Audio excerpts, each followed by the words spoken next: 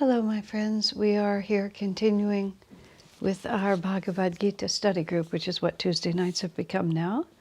And we are starting tonight on chapter 6 of the Gita, which is chapter 18 of Swamiji's book.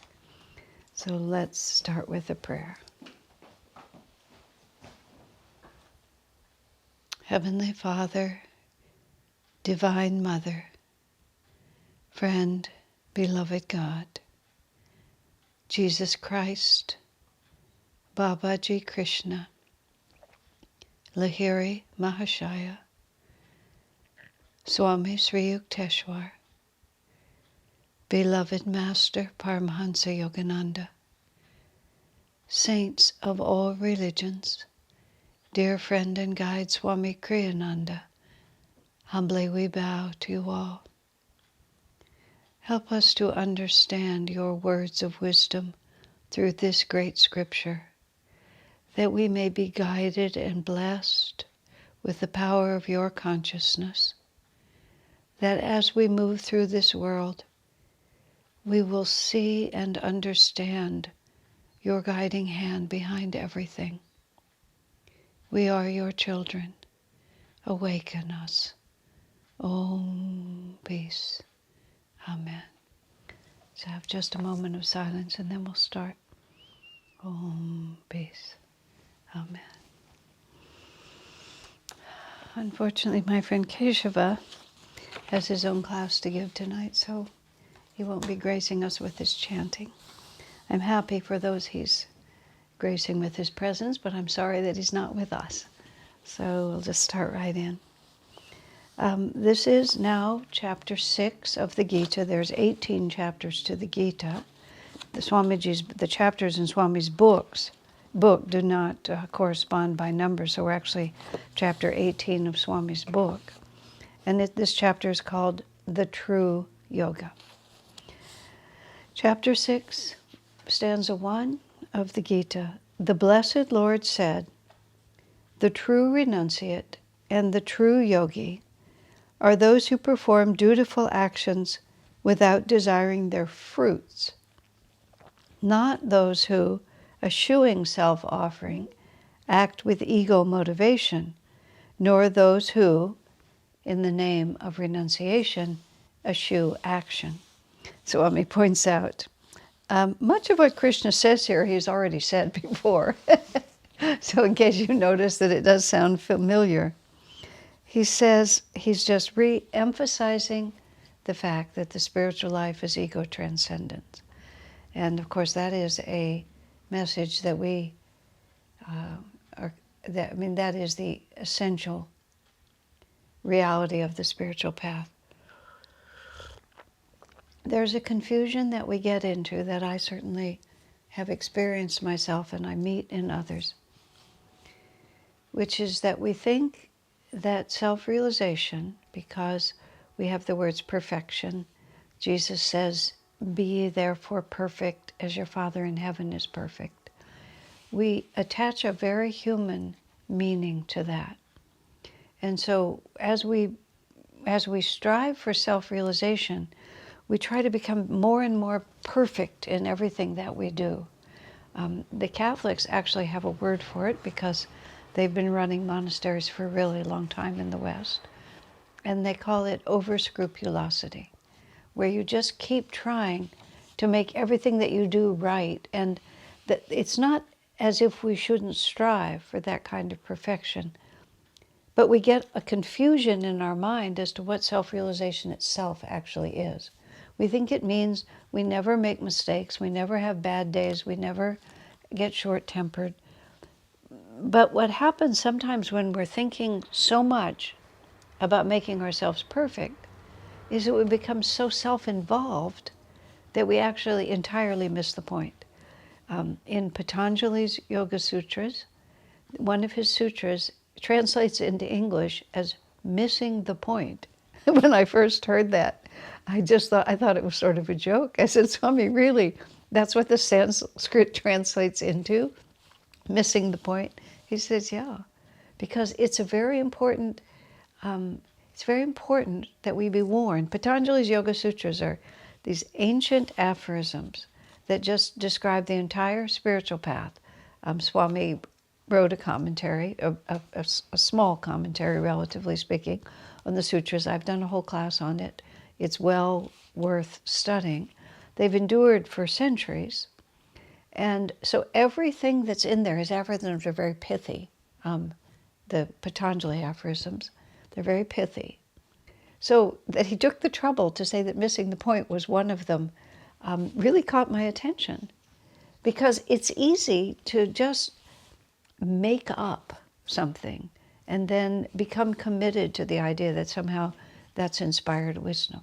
One of the reasons why satsang, fellowship with other truth seekers, not just fellowship with truth, but fellowship with other truth seekers, is such an important part of the spiritual path.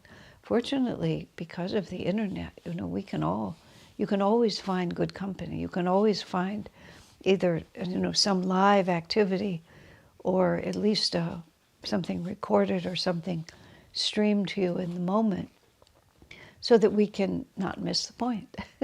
Because logic alone doesn't always tell us sort of what the best thing for us to do is.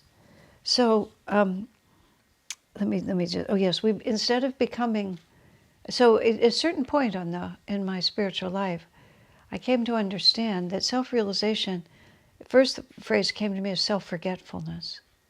It's not like I'm always doing everything perfect. It's that I've stopped thinking about myself. My individuality and how it's faring and what it's doing and what it wants. And it was a very profound contrast for me, because when I first learned about the spiritual path when I was 18, 19, I read a book by Vivekananda, and there were 3 concepts that he quoted. Turns out one of them was from the New Testament, but I didn't know that. He said, everything that you do today, tomorrow is the result of what you do today. It was just a simple distillation of the law of karma. In other words, as you sow, so shall you reap. If you want tomorrow to have a certain character, then you begin building that character today. It's a very simple idea, but at the time it was thrilling to have somebody tell me the truth. The other was actually from the New Testament. He was actually quoting St. Paul, but I didn't know that. Love casts out all fear. And I was always somewhat of an anxious person. So the idea that there was an actual antidote to fear was extremely liberating for me also. And the third was, don't think about yourself and you'll be happy. And that one was so interesting for me, because I was always in the habit of calculating my own advantage, is the way I would put it. I have to say it, I wasn't selfish. I didn't calculate my own advantage over others or at the expense of others. And I wasn't even really particularly selfish, but I was always self-aware, but not in a transcendent way. I was always self-concerned. That would be the word. Am I enjoying myself? Could I be doing something that would be more fun? What do people think of me? It was just always constant. Just constant. And then I was just a teenager, so I had some excuse for it. But nonetheless, it was just this constant awareness of me. and so the very idea that you could even function without that kind of self-concern, just even the whole idea of it was startling to me. It was more like, well, what else is there to think about? I would just what else is there? I'm always aware of myself. Even when I'm being generous and happy and giving to others, I think about myself doing it. And Vivekananda said to me, just stop doing that and you'll be happy. I began to understand it when I went to Ananda village, moved to Ananda village, just before I turned 24. And I was given responsibility for running the kitchen there. And the kitchen served all the guests. And there were also a lot of residents, like 30 or so permanent residents there, because the community was just forming, 1971. the community, which was 6 miles down the road, was just forming. So lots of the members had their homes at the retreat because everything was so new. And I was exceedingly busy doing that cooking, and I loved it. I absolutely loved it. I'd never really done any cooking before, but I had such a complicated mind. Cooking was so straightforward. You just make it, you put it out there, they eat it, they like it or they don't. But whatever it is, it's over. Then you just do the next one. And it was so fundamental. It was so real. It was real work for a real purpose. And everything had, up until that time, had been so abstract. But I was so busy that I just didn't have time to think about myself. There was no place in my schedule where I could really stop and think, what do I want to do? Because I was cooking 3 meals a day, 6 days a week.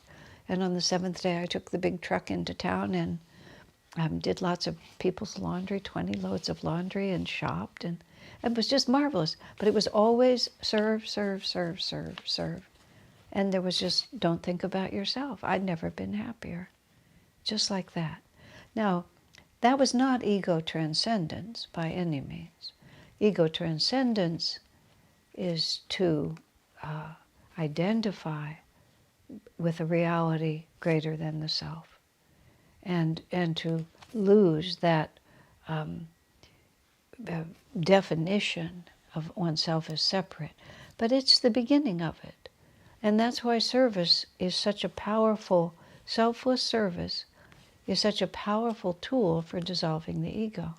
In his commentary of Patanjali, Swami makes that statement. Selfless service is I think he says, is the best, the most effective.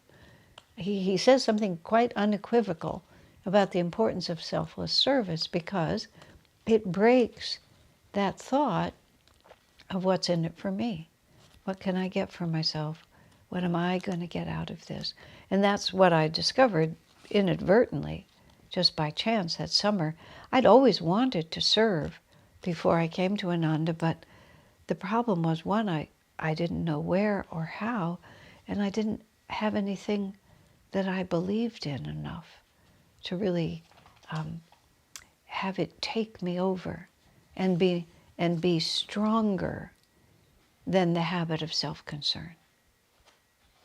So that effort, but ego transcendence is when we really,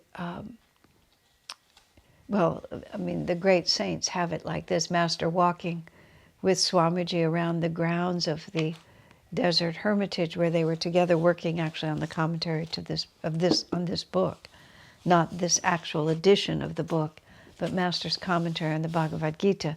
The entire contents of this book are from that experience with Swami. And Swami said he would walk with Master in the evening, and sometimes Master would stumble and have to hold on to Swami. And Master said, I'm in so many bodies, I forget sometimes which one I'm supposed to keep going. Now that is genuine ego transcendence. Master said he doesn't know whether he's eaten or not. He has to ask people whether he's eaten or not. Because food was transferred, but he is not identified with the individual consuming it sufficiently that he can't even tell. He can't tell which one of these separate entities is supposed to be him. I mean, that is what we really need to meditate on, just for the fun of it. Meaning, I say fun of it in a divine sense. Like, what would it really feel like to not always be confined, to this definition of reality? When I was growing up, I had a intense feeling of frustration. I was a very cheerful person, so it wasn't like I was depressed or anything, but there was this sense of something, and confinement is actually the word I want, of limitation. I didn't understand that the fundamental cause was because I was ego identified. Only much later when I got that vocabulary. But it was the ego itself that made me feel so confined. It's just like I couldn't really be anything except where my body was and what my body was doing. And that felt to me so small. But it was all just chaos until I found Vivekananda and then more importantly Swami Kriyananda afterwards. So what this commentary is all about, and he's talking about the vital importance of participating in life in a dynamic way as the means to transcending it. And they have this sort of story that goes on, which is people's desire, and this is what the Krishna talks about a lot and Swami talks about especially here. People's desire to become renunciates, not because their energy is above ordinary human involvement, but because people have, they hope to avoid the responsibility. They hope to avoid sometimes the suffering that is involved, the disappointment. And this is such a complicated story. When I first moved to Ananda village in 1971, Swami started a monastery in the fall of 1971. And soon after, I joined that monastery. And I lived in that monastic life for 10 years. I'm back into that reality as a sannyasi again.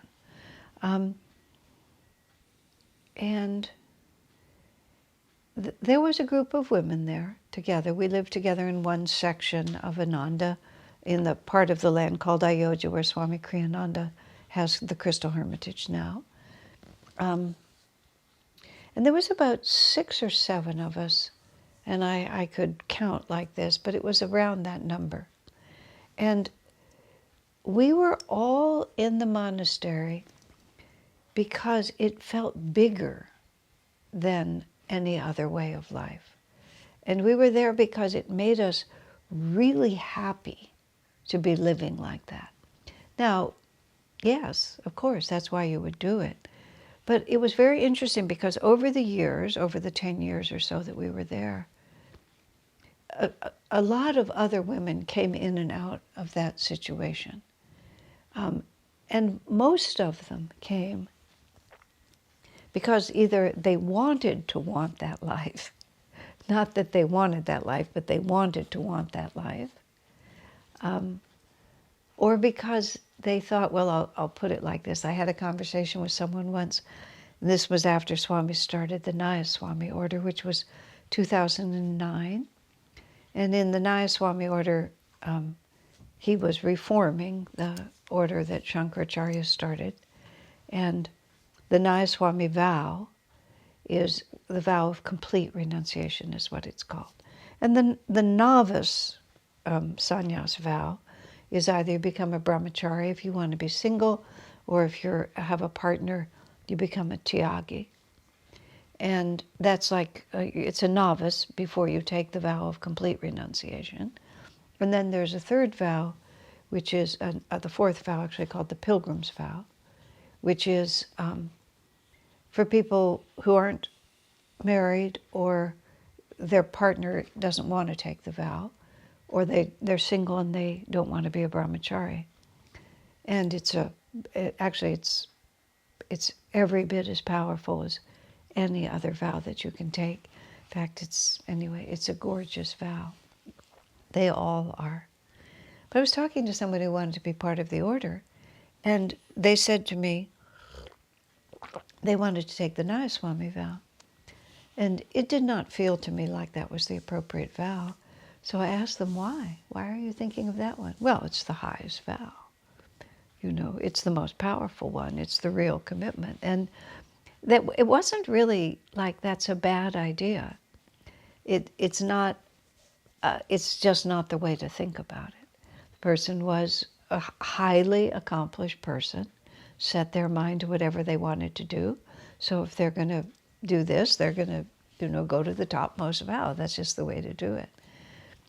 But that isn't because it feels, the difference between that and what we were experiencing, our little core group, who was of the essence of the monastery there, was it just made us happy to be free like that. It was just like this enormous sense of freedom, not at all a sense of renunciation. It was the opposite of renunciation. It was the opposite of feeling of these things are not going to be allowed to us. It was this spontaneous sense of freedom because we were leaving behind. Turned out that life was a decade long rather than lifelong, but that didn't matter. That particular style of living was only for that period of time. I think there was another thought I had in there.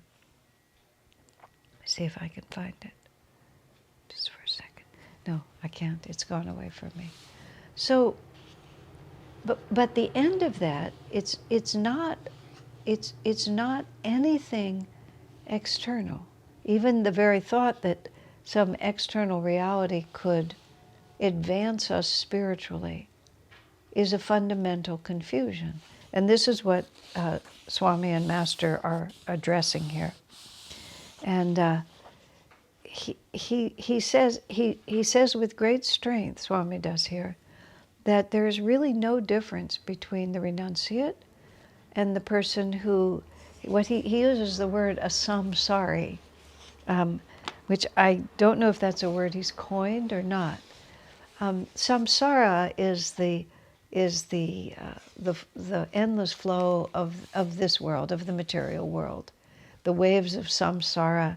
It's another word for Maya in a real sense, which is just the constant birth and death and raising of families and building of homes and following our careers and participating in this world. And you would think the word samsara would indicate someone who is in some state of delusion.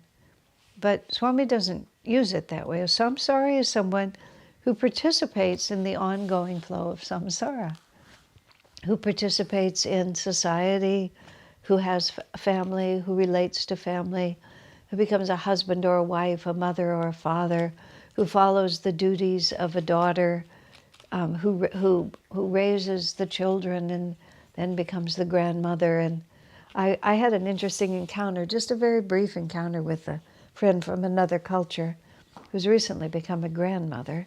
Now, even though I lived as a married person for a period of time in my life, I've always really been a renunciate. I've never raised children. I've been in an ashram all my adult life. So by any measure, I've lived a life of renunciation. But my friend was saying to me something about the first grandchild has been born, and I would, excuse me, I would say this person is an acquaintance. They're not an ashramite. They're not involved in the life the way I am. And she spoke of just doing her duty as a grandmother. Meaning she was there, she was going to help with the child, she was going to do this. But it was interesting the way it was spoken. And of course she was happy to be doing it, but I'm doing my duty as a grandmother. And because I have lived so completely outside of societal expectations, or so much outside of societal expectations, it took me even a moment to realize what they were saying. And what they were saying was, I followed my life doing what I'm supposed to do. And I did my responsibilities as a mother and a wife, and now I'm a grandmother, and I have duties to do as a grandmother. And it was an appropriate response, but also one just puzzling to me. It was the response of a samsari, because a samsari has taken this as my path, that I have to do my duty in all these different ways. I have to perhaps support my children, I have to guide them, I have to serve them, I have to be available, and it just keeps going all the way to the end. My own perspective, I have never had children. When I would go to visit in India, where we're having children is greatly is considered to be supremely important. And a woman who never had children, it's kind of like it's a little bit sad for them. And I had to repeatedly say, no, it's just fine. I'm just really happy that I never had children. It was never what God wanted for me, and I've been very glad of that. And I have to say, I've just been very glad of that. You know, sometimes people will speak to me, oh, did you ever regret not having children? No, I never regretted it. In fact, now that I watch the play of Samsara, where now my friends who were parents now have to be grandparents. Now, don't misunderstand me. For them, it's not like they're suffering being grandparents, but all of that flow of samsara, it's never been my reality. Not from literally the moment that I learned about the path of self-realization. Up till that, I didn't know what else I would do. But as soon as I found out what it was that I really wanted, which was actually ego transcendence, I wanted to escape from the tiny, compressed reality that was me. It just was unbearable. I needed to get out of it.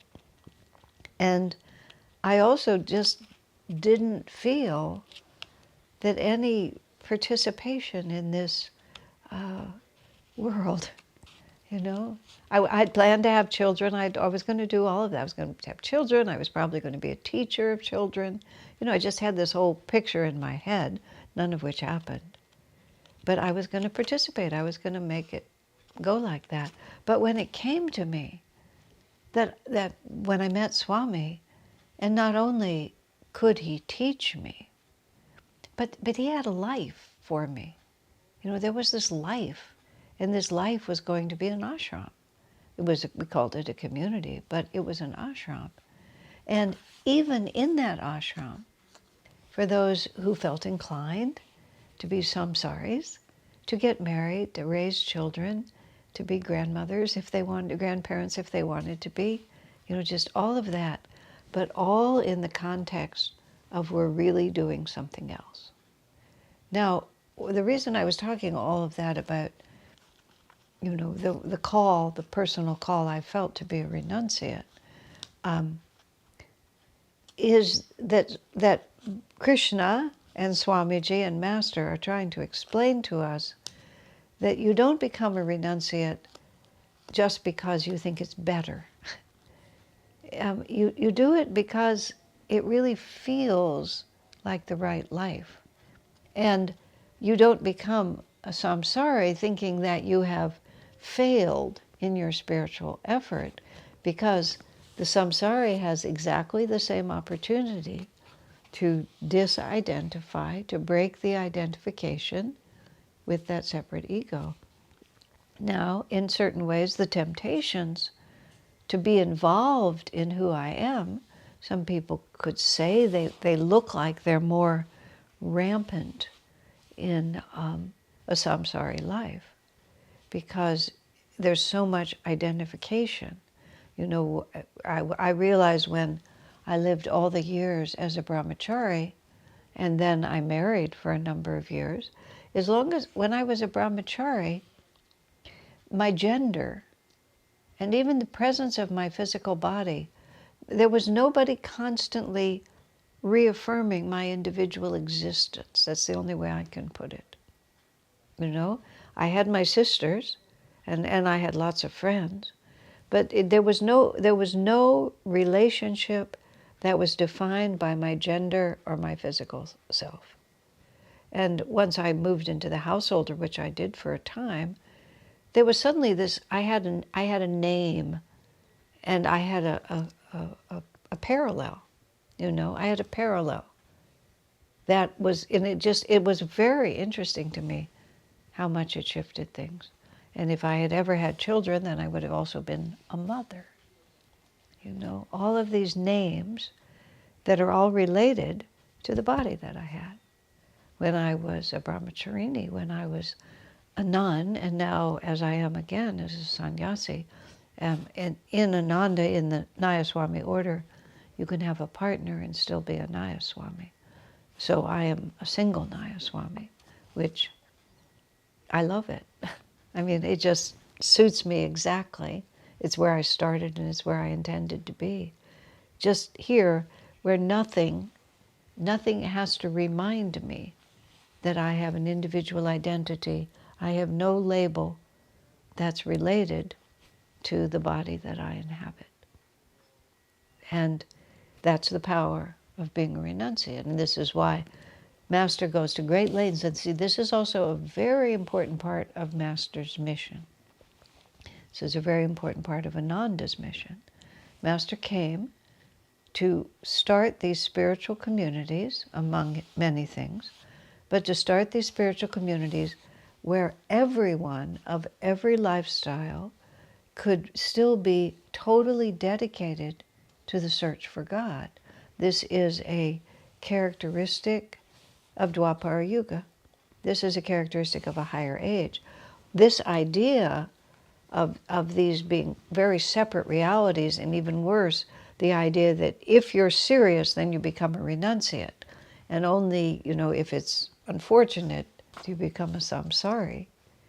This is one of the misconceptions that Kali Yuga planted in us, because Kali Yuga is the age of form. And so therefore the form of your life is exceedingly important. There's a story from the life of Saint Teresa of Avila, who of course became a nun and reformed the Carmelite order and started many monasteries and was very key in a renaissance, of monasticism. But she was a very spiritual person from the time she was a child. She was raised in a family with many siblings by very devout parents, and devout in Spain at that time meant Catholic. And one of the teachings that was given to her was that those who are martyred, if you're martyred for love for Jesus, you get to go to heaven. And her thought form, at least as a child, was, well, I could just skip the whole life. I don't have to sort of go through the whole life and have to risk all the possibility of making mistakes and committing mortal sins and all the things that might happen. I'll just go get martyred, and then I'll be in heaven forever. So she set out when she was about 8 years old. She persuaded one of her brothers to go with her. And they were heading out to find the Moors. I guess the Crusades or the Catholics were fighting the Moors at that point. So she went out to find wherever that battleground was taking place so that she could get her head chopped off by the infidel. And then she would just go to heaven and it would be all settled. So from the Kali Yuga time, there's this false idea that if we do certain things, then it's going to be set for us. And Swami writes it here. He says, both the renunciate and the samsari must achieve the same result, which is they must identify with the flow of energy that's coming through. We must attune ourselves to the greater reality that is our actual nature, which is the power of the divine, and we must lose track. We must just lose track of how our individuality plays in this. There's a story that Swami tells, an anecdote, presumably true, about a great monk who went out for a walk through the village in India where he lived, left his ashram and went out for a walk through the village, and when he came back, he was all bruised and bloodied. And he said, oh, it was so much fun. The village boys were throwing stones and having such a good time. As it happened, it turns out the village boys were throwing stones at him. But all he was thinking about was that the village boys were having such a good time throwing stones. And the fact that it was his body and his person that was being attacked, he didn't identify with that.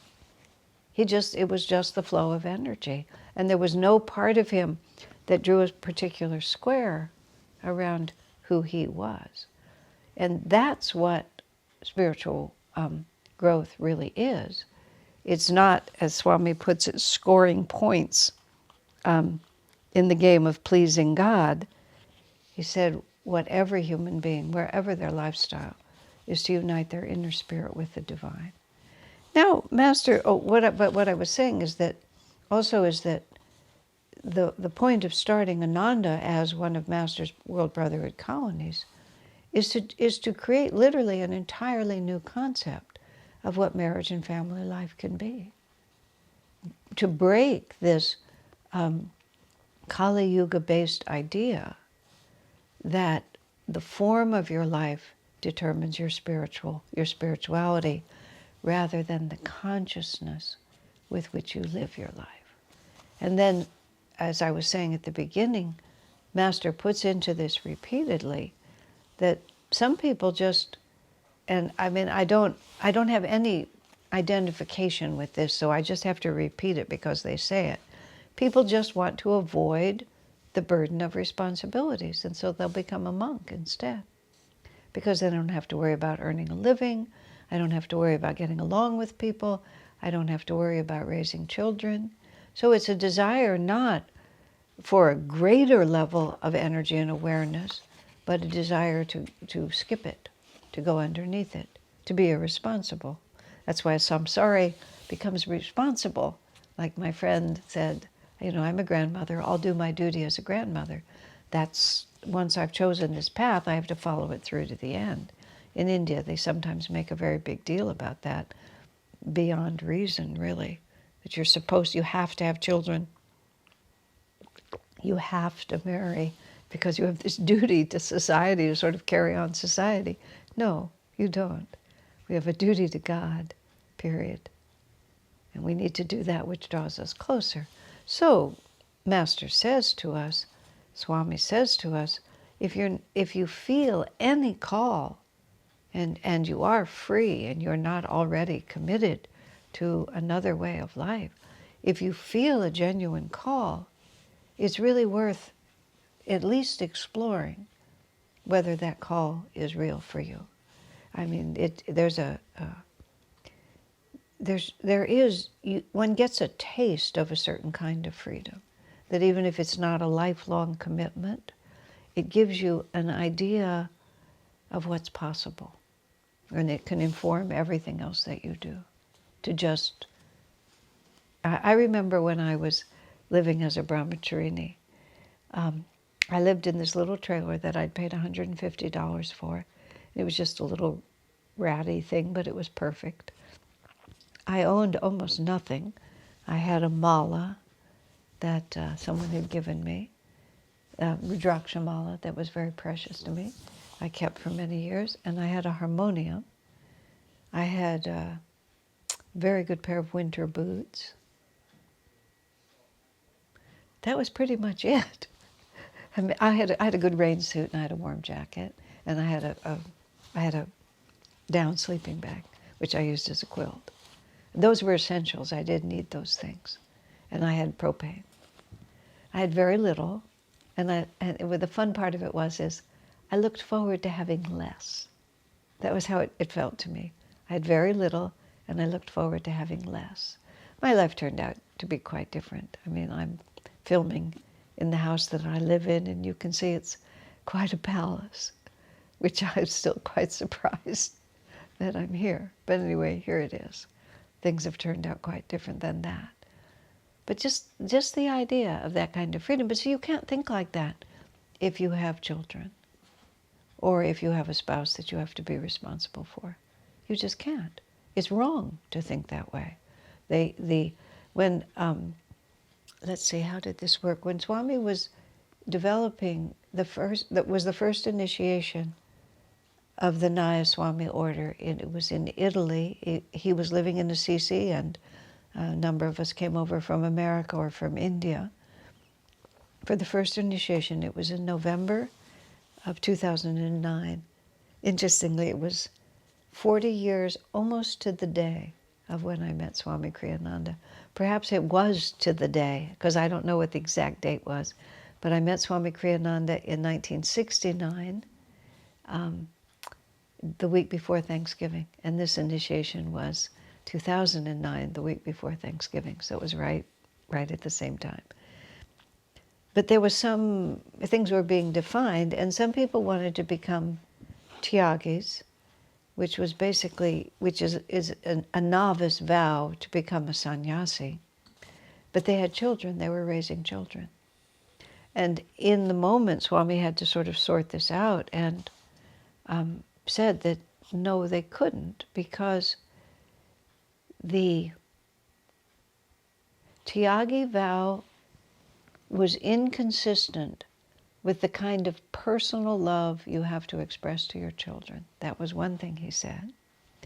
And the other thing he said was, your first responsibility, you cannot take you cannot take a vow that might contradict the karma of your children, because your duty as a parent is that you have to facilitate their lives. And if their karma requires something, money, life in a particular location, certain kind of opportunities, whatever it might be, your obligation as a parent, you can't have promised something that will interfere with that obligation. It was very touching in a real sense, and he was talking about this. And that was actually why he made the pilgrim vow. The pilgrim vow was for parents as much as anything else. And so he decided, I think as long as you had children under the age of 18, that you had to wait before you could take any of the other vows. You could become a pilgrim, but nothing else. Because that is how you transcend your ego if you're samsari, is that it's the same thing. It's that I don't exist. My friend, my dear friend, who'd been a yogi for a long time and then married and ended up having 2 sons. And he said to me after his first son was born, he said, I always considered myself kind of a selfless guy. He said, and it was true. He was a very free-spirited, giving person. He said, but I didn't know what selflessness was until my son was born. He said, when I started raising my children, he said, I discovered that selfless means no self. And he did it perfectly. He was a perfect samsara. He just did everything that he had to do to raise those children, and did it handsomely without ever turning his back on his spiritual life, but just the opposite. It became the means in which ego self was transcended. And most people, you see, need that experience, or they need the motivation of that experience. It's just the context in which it will be easier for them to transcend, because we're trying self-forgetfulness. And part of what Master wanted Swami to do with the communities and so on is to take away any stigma against being a householder. In fact, Ananda went through an extremely interesting cycle of time. When it started in the late 60s, and in 1971, Swami formally established a monastic order in 1971, and it lasted about 10 years. Swamiji always knew that it wasn't really going to take hold on a continuous basis, but having a core of formal renunciates created a vibration of selfless giving. And it also created a labor force that was tremendous. And part of the way that Ananda was established was because there were so many single people who were living the life of formal renunciation, who had very little and looked forward to having less, and had no at-home responsibilities, and could work long hours, were free to do anything that was needed, because there was no personal life to protect. And that was one of the reasons why Ananda was able to be established, because we didn't need hardly anything. We could sacrifice almost everything. But what began to happen is that the community began to tilt, and the monasteries began to swell. And this is where I was saying, where people were beginning to join the monastery because, well, I'm serious I'm serious spiritually, therefore I should become a monastic, therefore I will become a monastic. And the core of us who had a very different relationship to it just sort of watched this thing happening around us. And they were lovely people. There wasn't anything, and they were deeply spiritual people, but the whole community had gotten twisted. And Swamiji became very concerned about it. Here we are, for Master, we're supposed to be starting a householder community, and it's just like, it's just got this huge monastic population in the middle of it, which we just wasn't, it wasn't balanced. And Swami prayed to Master as to what he should do, and Master's guidance to him was that Swami should get married. And Swami was like, I'm a monk. I've always been a monk. And this is the inner dialogue Swami told us. Master said, so? What difference does it make? And so as it happened, Swami did exactly that. He met a woman in Hawaii, and then he gave up his monastic calling, his formal monastic calling, and they formed a partnership. It turned out not to be stable and just lasted really literally a few months. But very soon after, he met Rosanna Golia. That's a lovely Italian woman, and he married her. And what that did, and it was very interesting in the community, because there was there was a reaction that was sort of like, how dare Swami do this? Like, he's supposed to be a monk. And Swami's response was, you don't own me. You have never owned me. I just live my life the way I feel to live it. But his answer was, inwardly in meditation, I felt this is what Master wanted me to do. And what happened in the community was many people realized that we were losing touch with what inwardly I feel Master wants me to do. And we were falling into the oldest confusion in the spiritual path, which is, this is what I'm supposed to do, not what do I really, who am I, and what do I really feel to do. And so when Swami just took such a radical step, and then he lived about 7 or 8 years as a husband. And he just embraced it with the same relaxed ease that he had embraced everything else. And there was a lot of kerfuffle in the community. It was a very important learning experience for us. I'm doing a class on Light Bearer, the book I wrote about Swami, which is year by year. And I'm up to 1979. So 80, 81, 82, that's where all this takes place. So we'll be hearing a lot more about it if you're in that class. But when there was some discussion in the community about it, one woman put it absolutely perfectly. She says, because she was very much of a renunciate spirit herself, she said, at first I was concerned, but then I observed that there was no change in Swami's consciousness. He changed his lifestyle, he changed his title. We continued to call him Swami on the basis of Swami also means teacher. But he was no longer a monk. So there was that which appeared to be a radical change, but she said, but I perceived no change in his consciousness. And that was exactly right. Now he had to be attentive to this woman, and he was very respectful of what she wanted and what she needed, and he adjusted his life to make it work for her as well as for him, and all of the things that you have to do when you don't have the luxury of living alone. But his consciousness was just the same, because the spiritual path is ego transcendence. And when you're practicing ego transcendence, by definition, it doesn't matter where you're doing it, because what you're doing is not the definition of who you are. It's the inner consciousness with which you're doing it. So, and then after a time, it didn't really work for Rosanna all that well. She was having to change countries, change languages, change culture. She was a deeply spiritual person, but her way of expressing her spirituality was much more inward. Well, that's not exact. Much more private, much more free. And Ananda and Swami's life was compelled by so many responsibilities and by hundreds of people. So in the end, it was not ideal for her, and they came to a separation point. And Swami then went back to being a monk, which he described as more natural to him. It was a more natural way for him to live.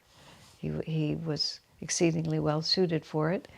But in the process of doing that, the whole community straightened itself out. And that was at the same period of time, most of the monastics married.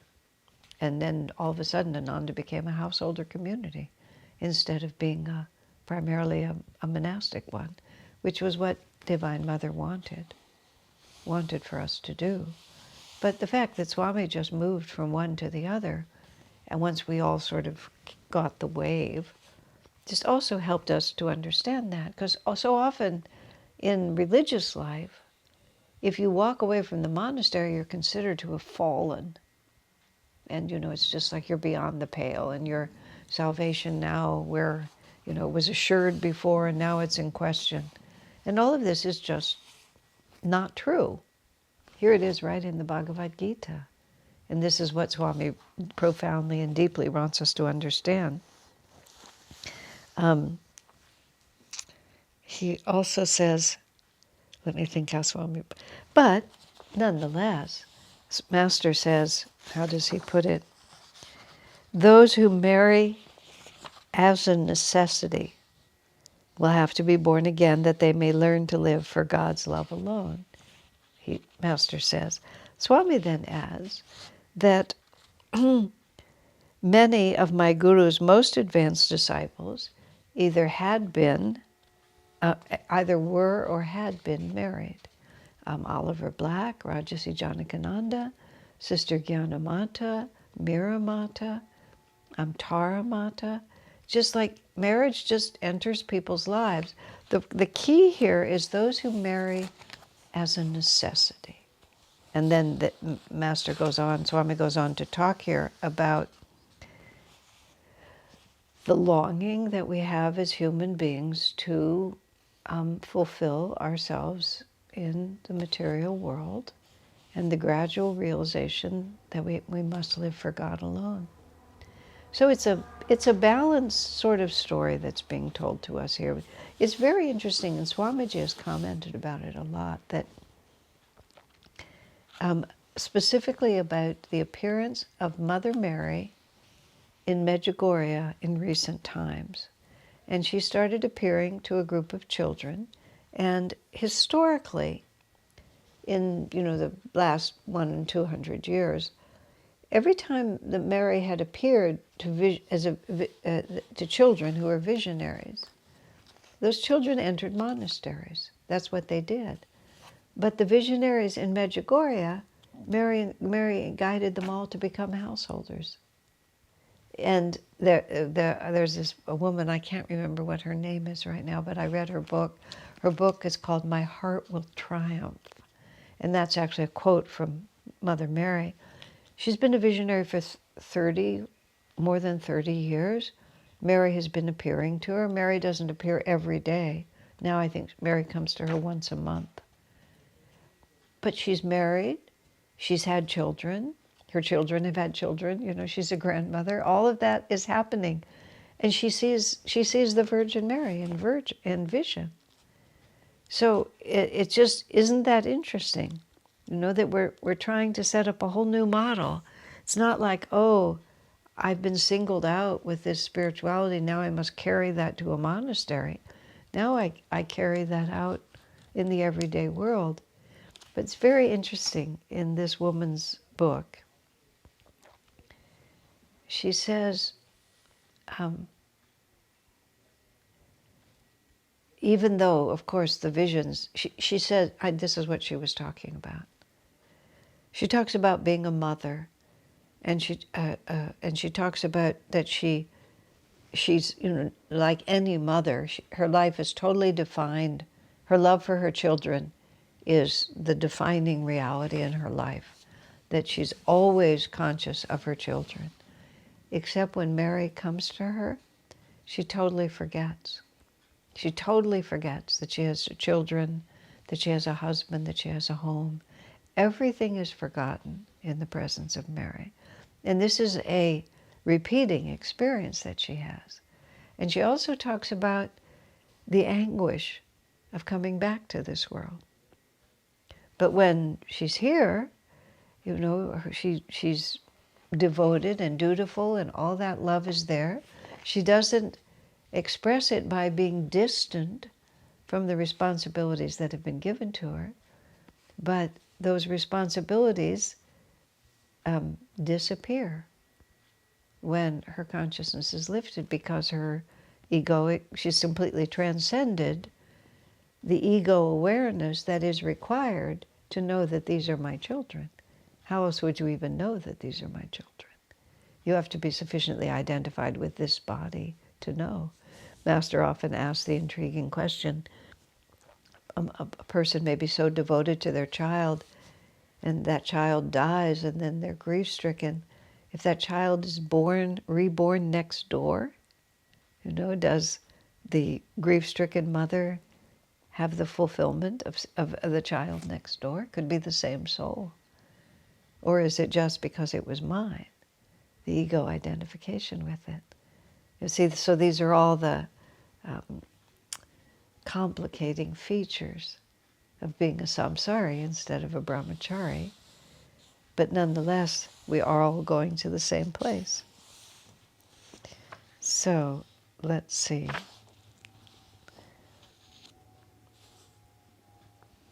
Okay. And then Swami just adds the last point, you know, because of Master saying, if you feel at all inclined toward a renunciate life, by all means embrace that, because as Swami says, one embraces a spiritual calling not because he's already perfect in it, but because he aspires to be perfect in it. So the key here is not whether or not you're already free. The key is whether one's inclination toward formal renunciation produces greater and greater happiness in your heart, rather than, oh, now I can say that I'm a better person, I'm a better renunciate.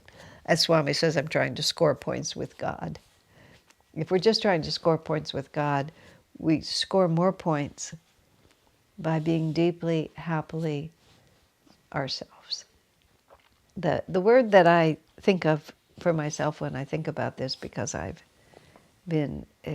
lived both sides of it in this incarnation, is that I don't want to be compelled. I don't want to be compelled by anything, by pride, by desire, by loneliness, by whatever it might be.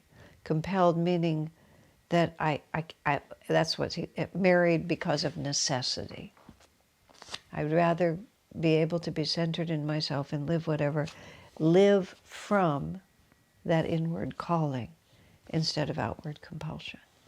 I by no means am saying I am there, but that's the way I prefer to think about it. And then I don't have to say I want this, I want that, I don't want this, I do want this. I just want to be free. And wherever we're put, whatever God wants of it, us, of me, I just want to do it freely and courageously. And I also want to be able to feel it.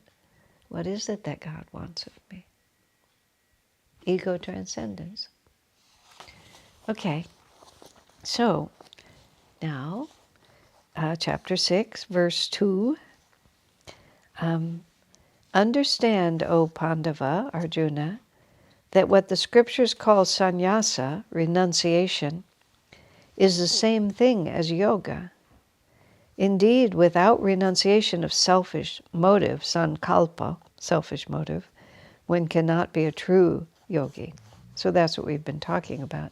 Selfish means self-indulgent, self-identified, when of course also purely selfish. But renunciation is the same as yoga. Yoga is the union of the well, union of everything, but union of the small self and the infinite self, the transcendence of the small self in the contemplation of the infinite, and therefore we have to renounce. We have to let go of our ownership and of our definition, and that's how that union takes place. You know, the renunciation, that's what I was saying also, it's not just the things that you do, it's how we think about ourselves, what we think we need to be happy. I mean, and the reason why renunciates live the way they do is that they're constantly understanding that nothing is needed, nothing is required. That instead of thinking this is what I have to have my routine, I have to have my diet, I have to have my place, I have to have my this. I'm a person of very predictable habits in certain ways, and I watch it. I think sometime, will I always just be allowed to do this, to have my own little diet, my own little space, my own little meditation spot like this? It's very hard. Master said, sometimes you should just change things, just change them, just for the sake of not getting so much into the thought that it always has to be this way. And even as I follow my preferences, because I can, so why not? I mean, there's no reason, I don't feel, in seeking out more tapasya than my life actually gives me. But you know, renunciates do that. They tie, especially traditionally, they tie ropes around their waist and wear scratchy, uncomfortable things, or deny themselves even the most simple pleasures, you know, just like this, because they're trying constantly to prove that they're going to transcend all of these physical imperatives. Master's path was more moderate. And Swami has said, you know, life itself will give us sufficient challenges. We don't have to constantly be going out and trying to get more. But it's still, nonetheless, it's a very good practice to constantly hold yourself just a little bit away from the fact that you have to have things in any particular way. If you have the freedom to choose, and this is conducive to your well-being, then there's no problem doing it that way. I also like, myself, I like a certain predictable regularity, because then I don't have to think about it so much. You know, if this diet just works for me, I'll just follow it, because then I don't have to every day consider what I might want. I can just go in the flow. But when things don't work out the way we expect, and we're compelled into another reality, will we be able to just adjust to that just as easily? We have a sort of disaster preparedness committee that's part of our community here. Masters talk so much, and even common sense. We live in an earthquake area, and we live in a forest fire area. And, I mean, not a forest fire, but we live in California, where fires have been a huge issue out of the forest. Urban areas have been burned. So we just sort of think about, you know, what would we do if? And some of our crew, at a certain time on a Saturday, they pretended that there had been an earthquake, or actually it was probably not a Saturday, it was probably a Friday, that there'd been an earthquake, and they picked up their emergency supplies and they moved out into the center of our courtyard, and then for 24 hours they just lived in their tents and ate their freeze-dried food and all of the things, and used their little camp stoves and things. And it was totally, I wasn't part of it, but I got to watch it out the window from where I live. But it was like, yeah, okay, if this is what we have to do, we'll just do this. We can move, we can just be completely different. It was just an experiment and kind of a lark. It was kind of a day off, and everybody got to just enjoy each other's company. But what if? It's very good, at least with your imagination. What if? And when things don't go the way that we expect them to go, fine. So I'm here without my jacket, now it's cold. You know, I forgot my lunch, I'm going to have to find another solution. You know, just what if? What defines me? So, number 6, verse 3, the Muni, aspiring to the spiritual heights through scientific yoga action, karma, on achieving his goal, finds perfect vibrationless peace. These are the promises that the Gita is always offering to us. They're saying to us, you might think that this is a difficult project, but let me tell you that the results are worthwhile. Why else? How else would we even begin this? It's such a mystery to me how spiritual aspiration just sort of creeps in. It's like, why do we feel this way? Why do I have such a disinclination for so many things that so many other people have a strong inclination for? I don't mean that in any judgmental way, because I think it's very mysterious. I just don't understand. I mean, I know all the philosophy. I can tell you the whole story, past lives, I've done this, I've done that, all of that. I can say all those words. But we just find ourselves at home in a certain vibration. And we just live with that vibration. This is what's natural. And this is what's natural to me. And what's natural to me, by the grace of God, has become much freer than it was when I started. I find myself able to live happily in certain ways that I could never have imagined doing before. I was just too self-concerned. And when my own little necessities were too disrupted, then my inner peace was very much disrupted. I don't know what the boundary of that is. Divine Mother will take me as far as I'm able to go. But what happens is there just becomes a point where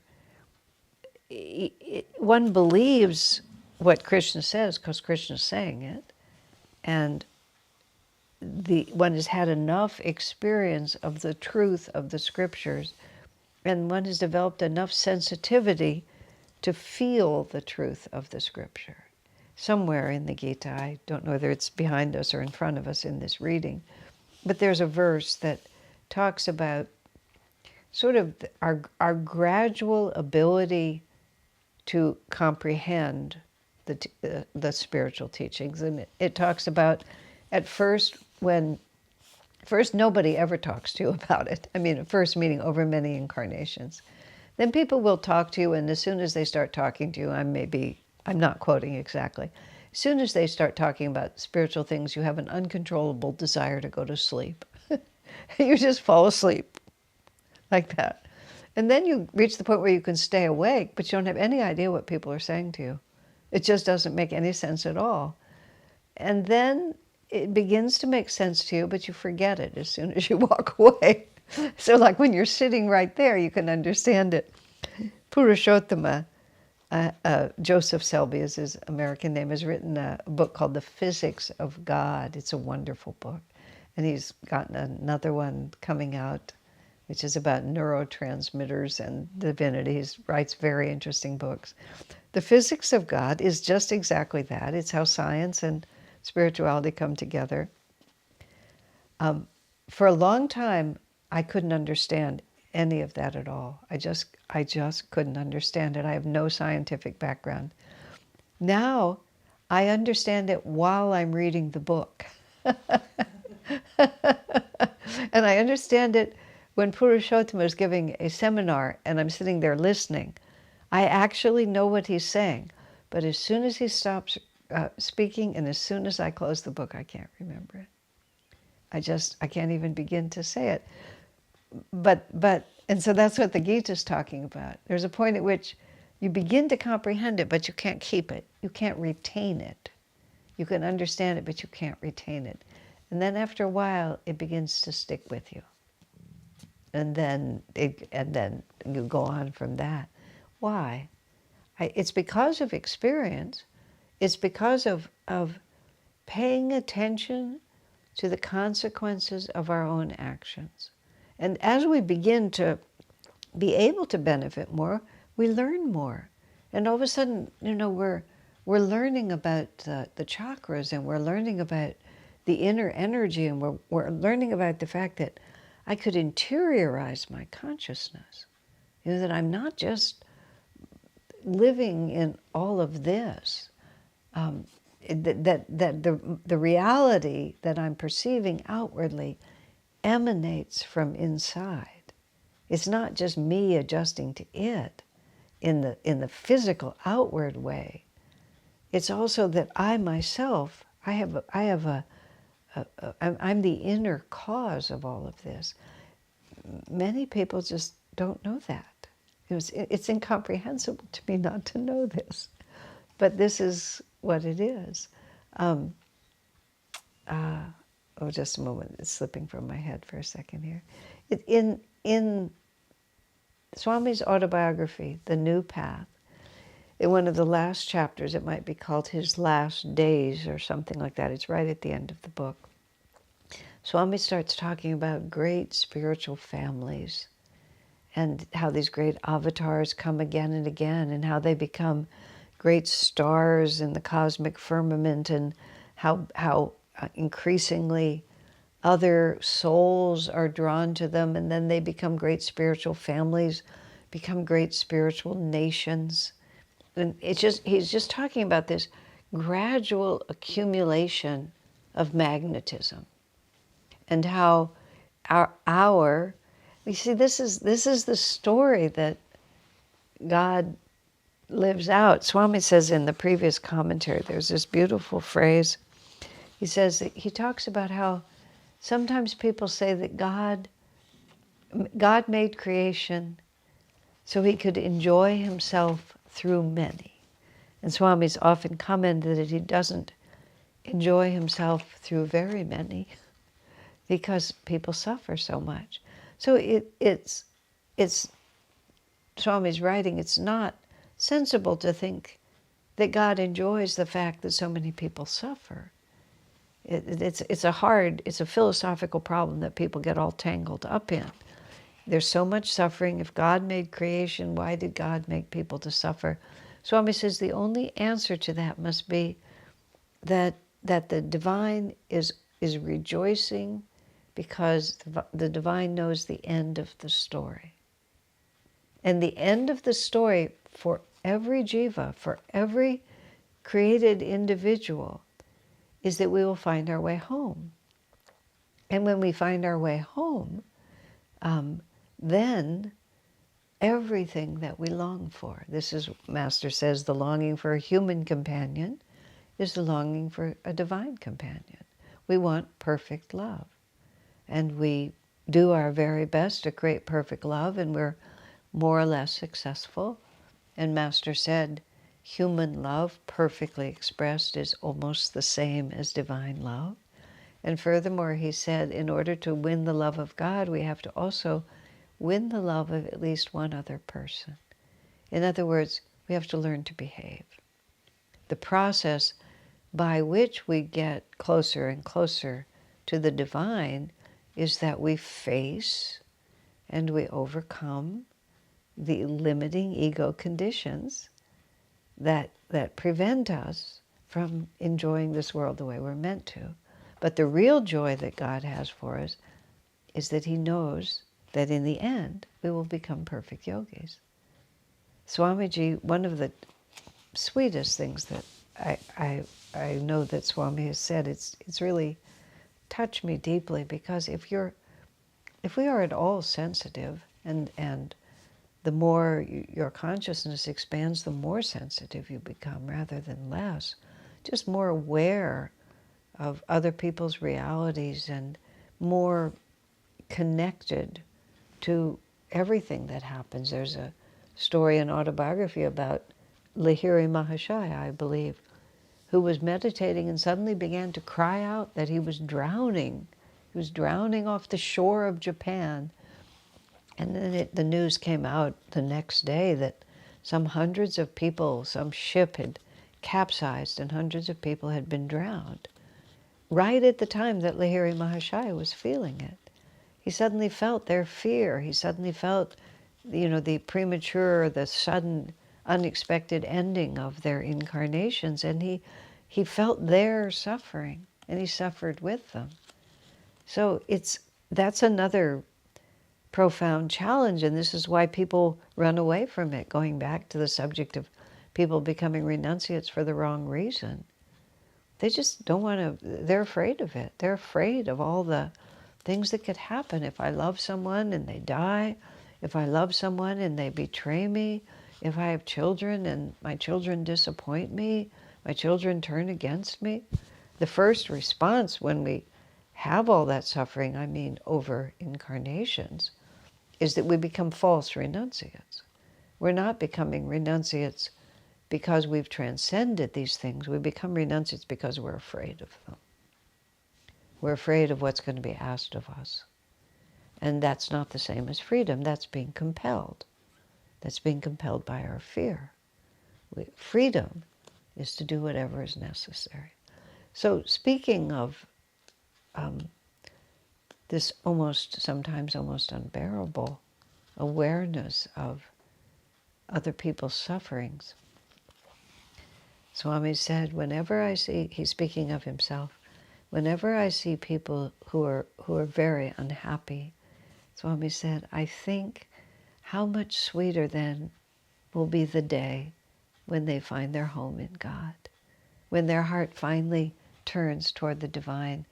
Because of this suffering, the bliss that they will then feel, the contrast will be all the more intense and all the sweeter. And that's how he's speaking, that God must be focused on the end of the story. Now, if you can step outside of time, if you can step outside of the illusion of our separateness, we know that that possibility is present now. Now, these are mysteries that I struggle with as much as anyone does.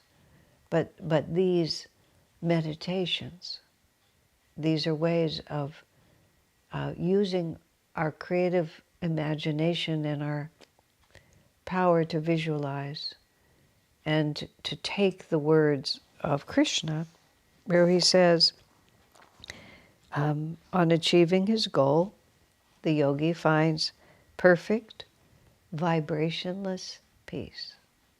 And this is what gives us the courage to persevere, is because that promise is there, and because, well, at least certainly because I saw it when I met Swamiji for the first time, when I saw him for the first time. I just knew that he was living in the state of consciousness that the scriptures had promised. And I'd never met anyone who was. And it was like, and that this was, I've said this many times, but my first recollection after I caught sight of him was, he has what I want. He has it. I don't know why I knew that, but I did, and I never, everything that I knew for the next 40 years reinforced it rather than undermined it. It's just, he has what I want, and what I want is perfect vibrationless peace, never-ending bliss, freedom from compulsion.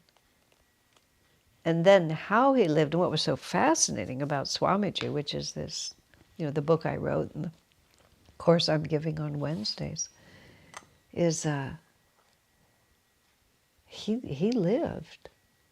He was the perfect example of this chapter. He was not a samsari, except for the period of time where he was married for a while. He was most of his life he lived as a monk. But he was involved.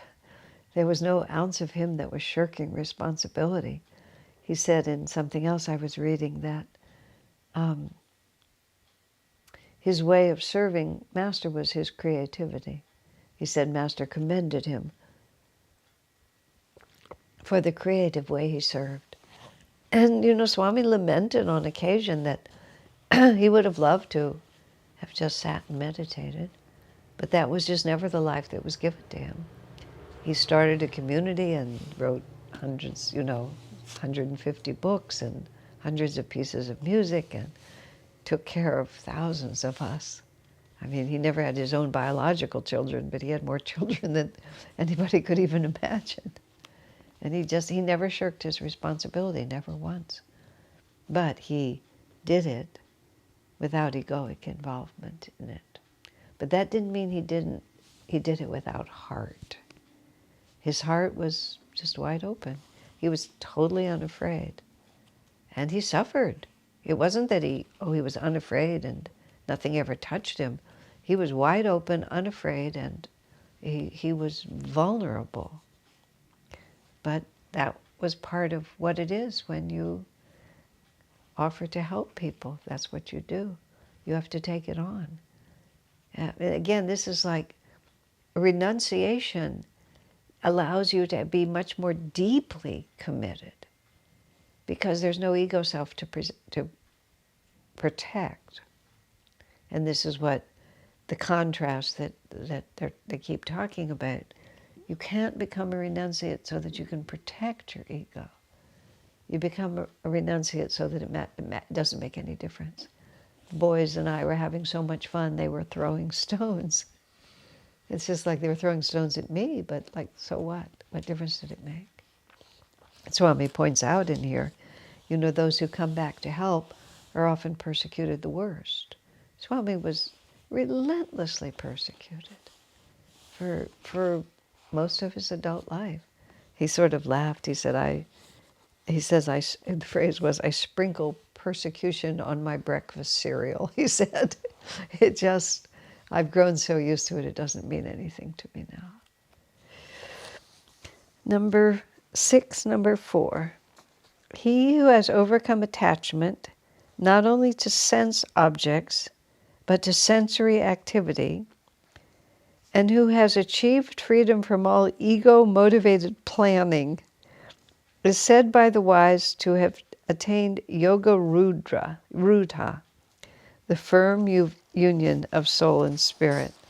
I love that word, ego-motivated planning. Swami then just talks about, that this state is, and he just describes the process which the yogi goes through. We interiorize our energy. I mean, this is what we have to sort of begin to realize. Where is our consciousness? Are we just lost in the things around us? I met this woman. I know every soul is equally divine, and there's no incarnated being that doesn't have the same spark of divinity in them. But I wasn't entirely certain when I met her. I have never met a more outward restless person. And it was just like, does she have a spine? Does she have chakras like everyone else has? I mean, it was a casual encounter, but she was so dynamically outward and so far from the state that the yogi is trying to attain. So, the reason that we do sadhana, the reason that we meditate, the reason we do yoga postures and chant and everything that we do is because we're trying to make as real to our awareness the inner flow of energy as the outer flow of energy is. And it's a practice. It's like anything else that we try to learn. And it isn't just when you're meditating, it's at all times. Am I just allowing myself to be drawn out into this world? And this is why the yogi shuns these, just terribly loud, overstimulating, hard pushing kind of movies and music and activities where it's just everything is driving you out of yourself. And we seek those experiences in which we can be sensitively aware of our inner reality. And then we embrace the practices where we learn to stimulate and to move and to work with breath and to work with the dynamic energy within us. And Swami describes, in order so that the inner world becomes completely accessible and real to us. We can lift the energy to the spiritual eye, and then he says, to perceive the astral world, and then beyond that, to perceive the causal world. Now, not every paragraph in this book applies to me in any kind of realistic sense, but it helps us to know where we're going. There's a place in this book where Swami talks about how a jivan mukta can dissolve the karma of many incarnations. And when I read that, I said to Swami, "Sir, I don't think this passage is going to apply to very many people." Sometimes I make stupid jokes, and it was kind of like I was sort of joking. But Swami answered me completely seriously. He said, "True, but those to whom it does apply, they will find it very useful." And so I think sometimes when Swami tells us, how we leave the physical world, then we go to the astral world, but then we're not really finished until we offer the central element of the astral body, which is the ego, we offer it into the causal realm, and then we are able to achieve union. I think, well, someday that's going to be really relevant to me, because many other things that I thought were beyond me suddenly make sense. So this is the power of a great scriptural commentary, which is why Master said that millions would find God through his commentary on the Bhagavad Gita. And this book, will bring millions to God, even if parts of it, as we read it today, may not strike us as something I can do tomorrow. But there will come a time, because God's story is our union with him, not our separation. God bless you, my friend.